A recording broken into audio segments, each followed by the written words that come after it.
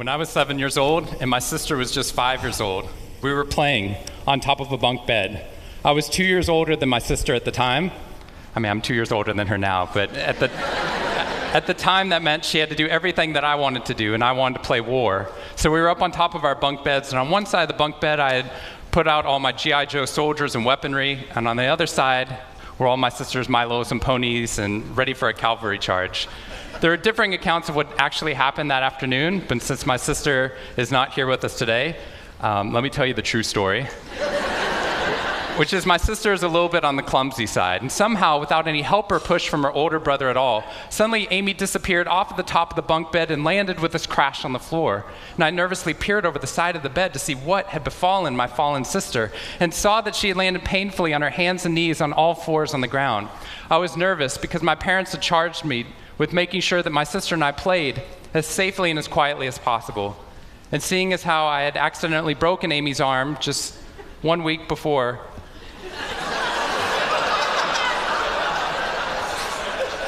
heroically pushing her out of the way of an oncoming imaginary sniper bullet, for which I have yet to be thanked. I was trying as hard as I could. She didn't even see it coming. I was trying as hard as I could to be on my best behavior, and I saw my sister's face this wail of pain and suffering and surprise, threatening to erupt from her mouth and threatening to wake my parents from the long winter's nap for which they had settled. So I did the only thing my little frantic 7-year-old brain could think to do to avert this tragedy. If you have children, you've seen this hundreds of times before. I said, Amy, wait, don't cry, don't cry. Did you see how you landed? No human lands on all fours like that. Amy, I think this means you're a unicorn. Now that was cheating, because there's nothing in the world my sister would want more than not to be Amy the hurt 5-year-old little sister, but Amy the special unicorn. Of course, this was an option that was open to her brain at no point in the past, and you could see on my poor, manipulated sister's face conflict, as her little brain attempted to devote resources to feeling the pain and suffering surprise she just experienced, or contemplating her newfound identity as a unicorn. And the latter won out. Instead of crying, instead of ceasing our play, instead of waking my parents with all the negative consequences that would have ensued for me, instead, a smile spread across her face, and she scrambled right back up onto the bunk bed with all the grace of a baby unicorn. With one broken leg. What we stumbled across at this tender age of just 5 and 7, we had no idea at the time, was something that was going to be at the vanguard of a scientific revolution occurring 2 decades later in the way that we look at the human brain. What we had stumbled across is something called positive psychology, which is the reason that I'm here today and the reason that I wake up every morning. When I first started talking about this research outside of academia, out with companies and schools, the very first thing they said to never do is to start your talk with a graph. The very first thing I wanted to do is start my talk with a graph. This graph looks boring, but this graph is the reason that I get excited and wake up every morning. And this graph doesn't even mean anything. It's fake data. What we found is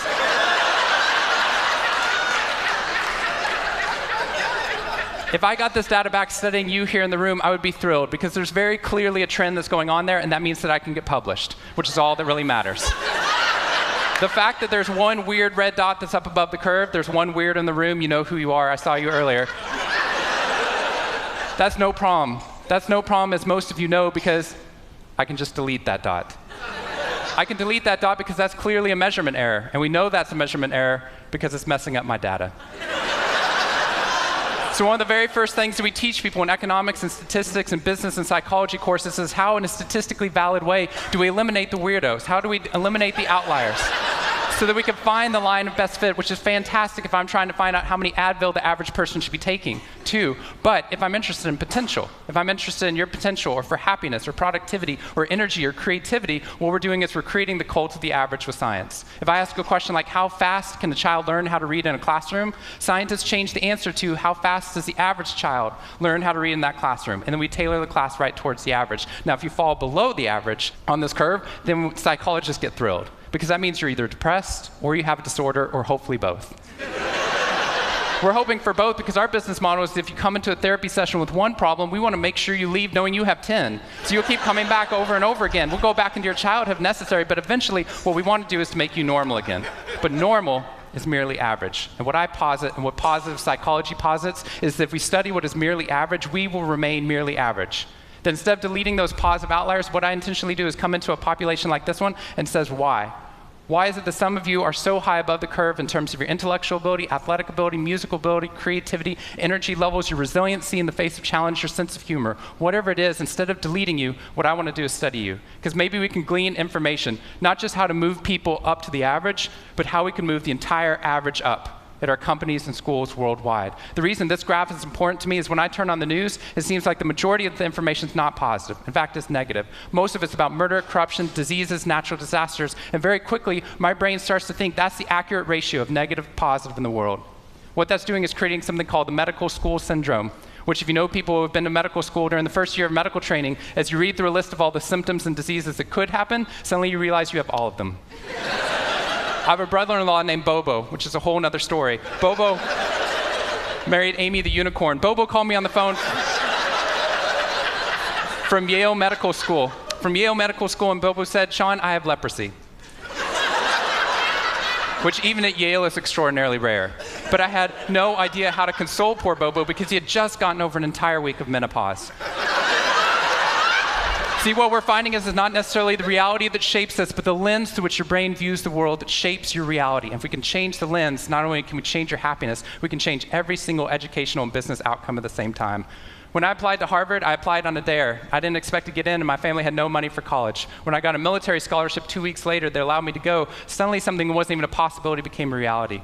When I went there, I assumed everyone else would see it as a privilege as well, that they'd be excited to be there. Even if you're in a classroom full of people smarter than you, you'd be happy just to be in that classroom, which is what I felt. But what I found there is while some people experienced that, when I graduated after my 4 years and then spent the next 8 years living in the dorms with the students, Harvard asked me to. Wasn't that guy. But what happened,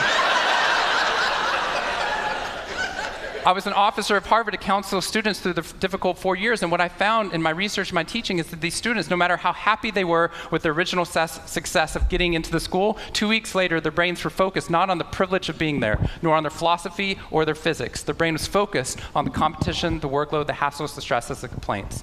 When I first went in there, I walked into the freshman dining hall, which is where my friends from Waco, Texas, which is where I grew up, I know some of you have heard of it. When they come to visit me, they look around, they say, this freshman dining hall looks like something out of Hogwarts from the movie Harry Potter, which it does. This is Hogwarts from the movie Harry Potter, and that's Harvard. And when they see this, they say, "Shawn, why do you waste your time studying happiness at Harvard? Seriously, what does a Harvard student possibly have to be unhappy about?" Embedded within that question is the key to understanding the science of happiness. Because what that question assumes is that our external world is predictive of our happiness levels. When in reality, if I know everything about your external world, I can only predict 10% of your long-term happiness. 90% of your long-term happiness is predicted not by the external world, but by the way your brain processes the world. And if we change it, if we change our formula for happiness and success, what we can do is change the way that we can then affect reality. What we found is that only 25% of job successes are predicted by IQ. 75% of job successes are predicted by your optimism levels, your social support, and your ability to see stress as a challenge instead of as a threat.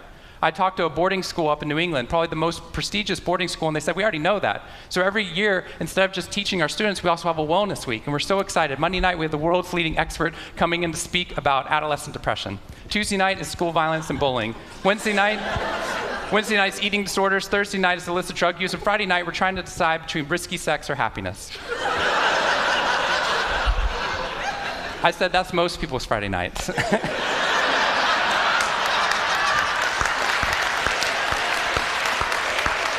Which I'm glad you liked, but they did not like that at all. Silence on the phone. And into the silence, I said, I'd be happy to speak at your school, but just so you know, that's not a wellness week, that's a sickness week. What you've done is you've outlined all the negative things that can happen, but not talked about the positive. The absence of disease is not health. Here's how we get to health. We need to reverse the formula for happiness and success. In the past 3 years, I've traveled to 45 different countries, working with schools and companies in the midst of an economic downturn. And what I found is that most companies and schools follow a formula for success, which is this: if I work harder, I'll be more successful. And if I'm more successful, then I'll be happier. That undergirds most of our parenting styles, our managing styles, the way that we motivate our behavior. And the problem is, it's scientifically broken and backwards for 2 reasons. First, every time your brain has a success, you just change the goalpost of what success looked like. You got good grades, now you have to get better grades. You got into a good school, now you have to get a better school. You got a good job, now you have to get a better job. You hit your sales target, we're going to change your sales target. And if happiness is on the opposite side of success, your brain never gets there. What we've done is we've pushed happiness over the cognitive horizon as a society. And that's because we think we have to be successful, then we'll be happier. But the real problem is our brains work in the opposite order. If you can raise somebody's level of positivity in the present, then their brain experiences what we now call a happiness advantage, which is your brain at positive performs significantly better than it does at negative, neutral, or stressed. Your intelligence rises, your creativity rises, your energy levels rise. In fact, what we found is that every single business outcome improves. Your brain at positive is 31% more productive than your brain at negative, neutral, or stressed. You're 37% better at sales. Doctors are 19% faster, more accurate at coming up with the correct diagnosis when positive instead of negative, neutral, or stressed, which means we can reverse the formula. If we can find a way of becoming positive in the present, then our brains work even more successfully as we're able to work harder, faster, and more intelligently. What we need to be able to do is to reverse this formula so we can start to see what our brains are actually capable of. Because dopamine, which floods into your system when you're positive, has two functions. Not only does it make you happier, it turns on all of the learning centers in your brain, allowing you to adapt to the world in a different way.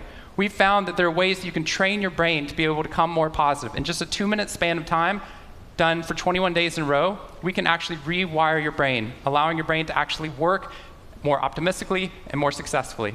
We've done these things in research now in every single company that I've worked with, getting them to write down 3 new things that they're grateful for 21 days in a row, 3 new things each day. And at the end of that, their brain starts to retain a pattern of scanning the world not for the negative, but for the positive first.